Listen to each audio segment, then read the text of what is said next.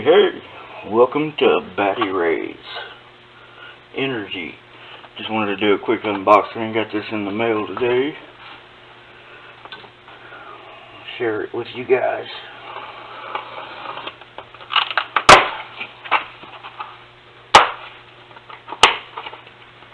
It's a Nermak 12V 20Ah.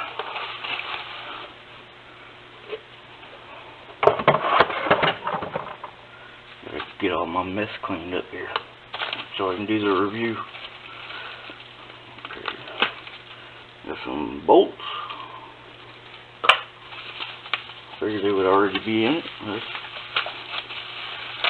Alright.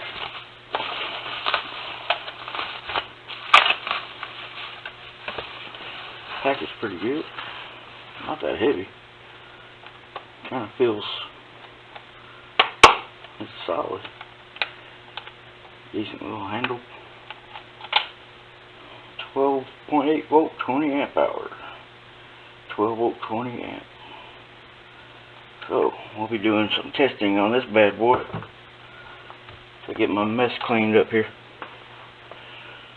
Stay tuned.